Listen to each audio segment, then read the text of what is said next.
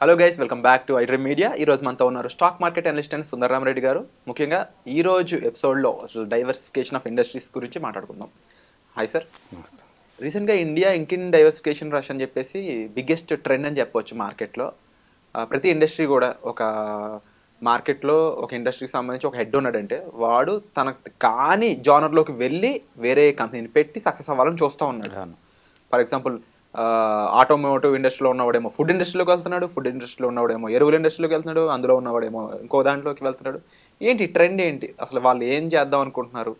Multiplication, diversification, దీనివల్ల survival అనేది ఉంటుంది అనుకుంటున్నారు? ఎస్, బేసికల్గా స్టాక్స్ ఏంటంటే ఇంటిగ్రేషన్ అంటారండి. Forward integration and backward integration అంటారు.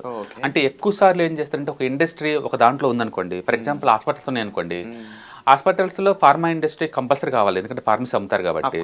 వాళ్ళే ఫార్మసీలో కూడా ఎంటర్ అయ్యారు అనుకోండి, ఫార్మసీ చైన్లోకి ఎంటర్ అయ్యారు అనుకోండి, వాళ్ళ హాస్పిటల్ సంబంధించిన మెడిసిన్స్ వాళ్ళే అమ్ముకోవచ్చు కదా, బెనిఫిట్. దాన్ని మనం అంటే ఫ్రంట్ వార్డ్ ఇంటిగ్రేషన్ అంటారు. అంటే ముందుకు మూవ్ అవుతున్నారు, బట్ వాళ్ళకి రిలవెన్స్ ఉంది, వాళ్ళకి రిలవెన్స్ ఉంది. అలాగే బ్యాక్వర్డ్ ఇంటిగ్రేషన్ అనుకో, ఎంబీబీఎస్ కాలేజ్ కూడా పెట్టామనుకోండి, వాళ్ళకి కావాల్సిన డాక్టర్లను వాళ్ళే తయారు చేసుకోవచ్చు కదా, బ్యాక్వర్డ్ ఇంటిగ్రేషన్. అంటే ఫుల్ ఫ్లెడ్జ్డ్ గా సర్కిల్ ఫామ్ చేసుకోవటం అనమాట, ఫుల్ ఫ్లెడ్జ్డ్ సర్కిల్ చేసుకోవటం అనమాట. అట్లా ప్రతి కంపెనీస్ కూడా ఎక్కువ సార్లు ఎక్స్పాన్షన్ చేసేవన్నీ కూడా వాళ్ళకి సంబంధించిన ఫ్రంట్ వార్డ్ ఇంటిగ్రేషన్ కానీ లేదా బ్యాక్వర్డ్ ఇంటిగ్రేషన్ కానీ చేస్తాయి. ఫర్ ఎగ్జాంపుల్ షుగర్ తయారు చేసే కంపెనీస్ ఉన్నాయనుకోండి, వాటికి మొలాసిన్ వచ్చింది, థిక్ షుగర్ కాంపోనెంట్, దాన్ని వాళ్ళు ఇథనాల్ కోసం వాడుతున్నారు ఇప్పుడు. అలాగే ఆల్కహాల్ కోసం వాడతారు, అంటే షుగర్ మ్యానుఫ్యాక్చరింగ్ కోసం వాడతారు. అవి వేరే వాళ్ళకి అమ్మి అవతల తయారు చేసే బదులు మనమే తయారు చేసుకుంటే బాగా అని చెప్పేసి ఆ షుగర్ మిల్లోనే ఒకవైపు ఇథనాల్ తయారు చేసే ప్లాంట్ పెట్టుకుంటాడు.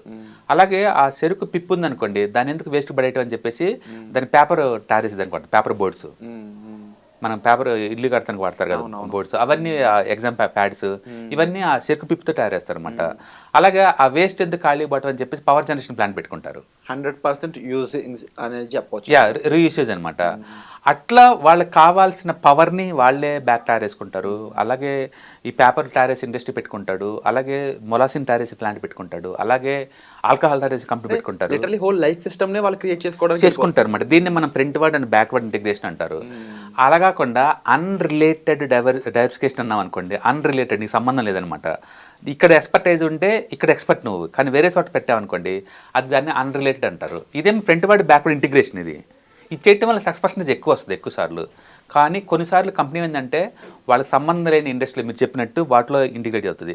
ఎగ్జాంపుల్ భారతీయ ఎయిర్టెల్ వాళ్ళు ఒక 10 years బ్యాకే వరల్డ్ నెంబర్ 1 రీటైల్ వాల్మార్ట్తో కలిపి టైప్ అయ్యి వాళ్ళు కూడా రీటైల్ స్టార్ట్ చేశారు, లైక్ మెట్రో లాగా. అట్టర్ ఫ్లాప్ అయింది వెంచరు, ఆ వెంచరు అట్టర్ ఫ్లాప్ అయ్యి దాన్ని బిగ్ బజార్లకు అమ్మేశారు.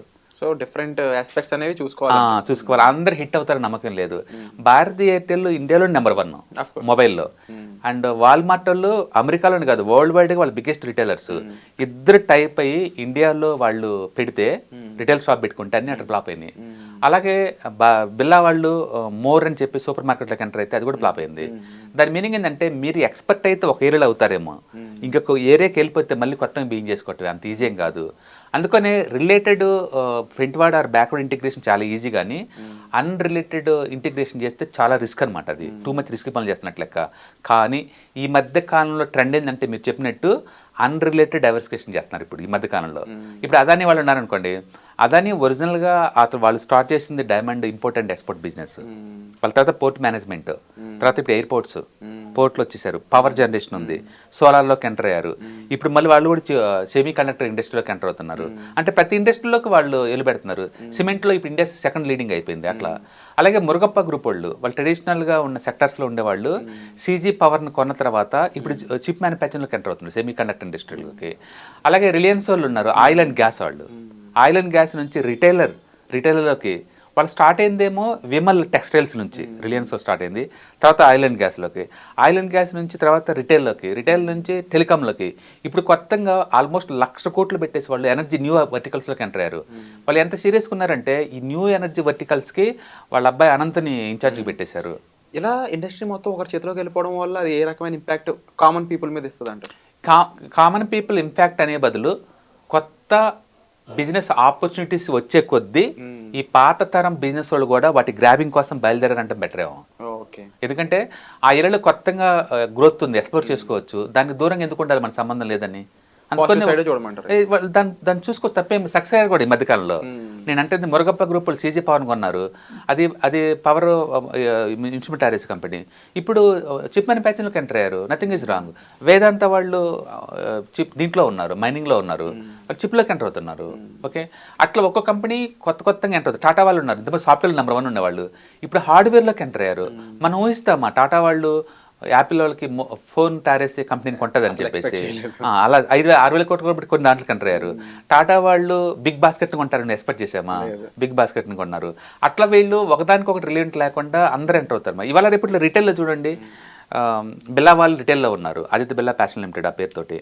అండ్ రిలయన్స్ వాళ్ళు రిటైల్లో ఉన్నారు, రిలయన్స్ రిటైల్. ఈవెన్ టాటా వాళ్ళు వెస్ట్ సైడ్ ప్లస్ జూడియో ఆర్ట్లో ఉన్నారు, ఉన్నారు. అట్లా ప్రతి ఒక్కళ్ళు అన్నిట్లో గ్రోత్ ఎక్కడైతే ఉందో వాటి మొత్తం ఎక్స్పాండ్ చేసుకుంటూ వెళ్ళిపోతున్నారండి. ఎవరు రిలవెంట్ ఉన్నదాన్ని చూడాల అంటే చాలా ఇప్పుడు వచ్చే జనరేషన్ అంతా లేదు, లేటెస్ట్ జనరేషన్ లేటెస్ట్ థింకింగ్ తోటి క్రాస్ బ్రీడింగ్ చేస్తున్నారు. సో ఇది ఈ ట్రెండ్ అనేది ఎంతవరకు ఏ విధంగా వెళ్తుందో చూడాలి. డెఫినెట్గా పెద్ద ప్లేయర్స్ అండి, వాళ్ళ దగ్గర మనీ ఉంది, టెక్నాలజీ ఉంది, మ్యాన్ పవర్ ఉంది, పొలిటికల్ ఇన్ఫ్లుయెన్స్ ఉంది, ఖచ్చితంగా సక్సెస్ అవుతారు. పైగా అలాంటి వాళ్ళు అడుగుపెట్టడం వల్ల సక్సెస్ గ్యారెంటీ అవుద్ది. ఒకప్పుడు స్టార్టప్ కంపెనీస్ అంటే లేదు, అన్నోన్ కంపెనీస్ పెట్టేవాళ్ళు, నథింగ్ ఈజ్ గ్యారెంటీడ్ అనమాట. ఫ్లాప్ పర్సెంట్ చాలా ఎక్కువ ఉండేది. ఇప్పుడు రిలయన్స్ వాళ్ళు టెలికాంలోకి ఎంటర్ అయినప్పుడు వరల్డ్లో బిగ్గెస్ట్ స్టార్టప్ కంపెనీ అది, వరల్డ్లోనే జియో టెలికామ్. ఆల్మోస్ట్ ఇప్పుడు దాని వాల్యుయేషన్ 8 లక్షల కోట్లు అండి, అన్లిస్టెడ్ కంపెనీ 8 లక్షల కోట్లు. వాళ్ళు కనుక ఎంటర్ కాకపోతే 5G ఈ రేంజ్లో ఇండియాకి ఎక్స్పాండ్ చేయడం హైలీ ఇంపాసిబుల్. అందుకని రిలవెంట్ ఇండస్ట్రీలోకి ఎంటర్ అవడం అనేది old thing. So emerging industries అనేవి ఎంత వరకు అయినా సరే వాళ్ళు వెళ్ళి ఎలాగైనా సరే వాళ్ళు క్యాప్చర్ చేయాలని చూస్తున్నారు. అవును, ఇప్పుడు చాలా ఉంటూ ఉంటాయి. అవును, బట్ అదే టైంలో కొన్ని చాలా వరకు ఫ్లాప్ ఎగ్జాంపుల్ కూడా ఉన్నాయి. ఇప్పుడు ఆర్కమ్ ఫ్లాప్, రిలయన్స్ వాళ్ళ తమ్ముడికి ఇచ్చిన అన్ని అయితే వాళ్ళు రిలయన్స్ డిజిటల్ అని పెట్టాడు, రిలయన్స్ మూవీస్ అని పెట్టాడు, అన్ని అట్లా ఫ్లాప్ వెంచర్స్. అందుకని మార్కెట్లో ఎఫిషియన్సీ డస్ మ్యాటర్ అంతే. బట్ మోడర్న్ థింగ్ ఏంటంటే ఎస్ అన్రిలవెంటెడ్ డైవర్సిఫికేషన్కి వెళ్తున్నారు కంపెనీస్ అన్ని కూడా. అంటే కొత్త టెక్నాలజీ ఆఫర్ చేసే బిజినెస్ ఆపర్చునిటీస్ మొత్తం గ్రాబింగ్ కోసం వీళ్ళు ట్రై చేస్తున్నారు. ఎస్, ఎందుకంటే ఇప్పుడు పోర్ట్ మేనేజ్మెంట్స్ అన్ని అదాని వాళ్ళు తీసుకుంటున్నారు, మోడర్న్ అది. అండ్ ఫ్లైట్లో టాటా వాళ్ళు ఓల్డెస్ట్ ఇండస్ట్రీ ఫస్ట్ వాళ్ళే ఎంటర్ అయ్యారు, మళ్ళీ ఇప్పుడు కూడా వాళ్ళే తీసుకుంటున్నారు దాన్ని. అలాగే ఎలక్ట్రానిక్స్లోకి ఎంటర్ అవుతున్నారు పెద్ద ప్లేయర్స్ అందరూ, సెమీ కండక్టర్లోకి ఎంటర్ అవుతున్నారు ప్లేయర్స్ అందరూ, టూరిజంలోకి ఎంటర్ అవుతున్నారు కొత్త ప్లేయర్స్ అందరూ. అందుకని ప్రతి ఒక్కళ్ళు వాళ్ళకి బిజినెస్ ఆపర్చునిటీ ఎక్కడైతే గ్రాబ్ ఉందో అక్కడికి వెళ్తున్నారు తప్ప మనకి సంబంధం లేదని దూరంగా ఉండలేదు. పైగా ఇప్పుడు వచ్చే కొత్త ఈ ప్రమోటర్ యొక్క వాళ్ళ పిల్లలు వాళ్ళ మనవాళ్ళందరూ ఏంటంటే మోడర్న్ ఎడ్యుకేషన్తో వస్తున్నారు కాబట్టి పాతాటికి హుక్ అయి ఉండలేదు. పాతది ఇప్పుడు Mukesh Ambani father Reliance start చేసినప్పుడు ఉన్న రిలయన్స్ వేరు, ముఖేష్ చేతిలోకి వచ్చిన రిలయన్స్ వేరు, ఇప్పుడు వాళ్ళ చేతిలోంచి అనంత్ అండ్ వాళ్ళ ఈషా చేతిలోకి వస్తుంది వేరు. అందుకని ఈచ్ తరంలో వాళ్ళు మార్పులు చేర్పులు చూపిస్తున్నారు క్లియర్గా. అంటే పాత వచ్చే క్యాష్ ఫ్లోని వాడుతున్నారు అంటే ఎఫిషియన్సీగా. అందుకని పెద్ద వెల్త్ క్రియేట్ చేస్తున్నారు. అందుకని దానివల్ల షేర్ హోల్డర్స్ కూడా లాభం బెనిఫిట్ అవుతుంది. అందుకని ట్రెడిషనల్ కూడా మురుగప్ప వాళ్ళు చిప్ మ్యానుఫ్యాక్చరింగ్కి వస్తున్నారు, అదాని వాళ్ళు దీంట్లోకి ఎంటర్ అవుతున్నారు, రిలయన్స్ వాళ్ళు దాంట్లోకి వెళ్తున్నారు, టాటా వాళ్ళు సాఫ్ట్వేర్లో నెంబర్ 1 వాళ్ళు హార్డ్వేర్లోకి ఎంటర్ అవుతున్నారు. సో ఈ డైవర్సిఫికేషన్ చేస్తున్నారు అనమాట. అది కొత్త ట్రెండ్ అనమాట ఇండియాలో. డెఫినెట్గా సక్సెస్ అవుతుంది and they are going to expand bigger way. ఎందుకంటే పెద్ద ప్లేయర్స్ ఎంటర్ అయితే ఆ ఏరియాకి అండ్ మోర్ గ్రోత్ క్వికెస్ట్లో పాసిబుల్ అవుతుంది అనమాట. అందుకని రిలయన్స్లో వాళ్ళు ఎంటర్ అయితే చాలు అక్కడికే కొని పడేస్తే ముందు పోతూ ఉంటారు అనమాట. రీసెంట్గా చూడండి ఒక 10 కంపెనీలు కొన్నారు బ్యాంక్రప్ట్ అయిన కంపెనీస్ని అదాని వాళ్ళు. అండ్ రిలయన్స్లో చూడండి జస్టైల్ కొనేశారు, అండ్ హాత్విన్ కొన్నారు, అండ్ అలోక్ టెక్స్టైల్స్ కొన్నారు, అంటే పెద్ద కంపెనీస్ అన్ని ఇక్తా కపూర్ కంపెనీ దాన్ని తీసుకున్నారు.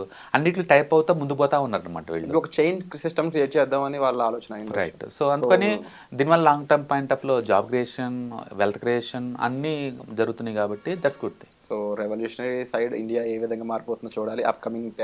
It shows that India changing India, digital India అనమాట. ఇంత ముందు ఇండియా ట్రెడిషనల్ ఇండియా కాదు, ఇది డిజిటల్ ఇండియా. అన్లిమిటెడ్ పొటెన్షియాలిటీ ఉంది, అన్లిమిటెడ్ ఆపర్చునిటీస్ ఉన్నాయి. సో నాకు ఫైనల్గా అర్థమైంది ఒకటే సార్, ఫైనాన్షియల్గా మార్కెట్లో చాలా మెరుపులు రాబోతున్నాయి, దానికి రెడీగా ఉండి సరైన ఆలోచనతో ఉంటే ఫైనాన్షియల్గా ప్రతి ఒక్కరు సక్సెస్ అవుతుంది డెఫినెట్గా. ఎందుకంటే ఇప్పుడు మనం చూస్తున్నాం కదా మార్పు అనేది మన ఇండివిజువల్ కూడా. మీ కెరీర్ ఎక్కడైనా స్టార్ట్ అవ్వండి, ఫినిషింగ్ అప్పుడు ఎక్కడున్నది ఇంపార్టెంట్ తప్ప నువ్వు ఎక్కడైనా కావాల్సింది. ఇప్పుడు అంతెందుకు మనం చూసామనుకోండి, సోనీ వాళ్ళు ఫస్ట్ ఆరిసిన ప్రొడక్ట్ వేరు ఇప్పుడు వేరు, శాంసంగ్ వాళ్ళు ఫస్ట్ ఆరిసిన కుక్కర్లు ఇప్పుడు వేరు. ఓకే, అలాగే సోనీ వాళ్ళు ఆరిసిన కూడా అంతే. అండ్ కాల్గేట్ వాళ్ళు అప్పుడు బిగిన్ చేసిన వేరు, ఇప్పుడున్నది వేరు. ఇట్లా ప్రతి ఒక్కళ్ళు అనమాట.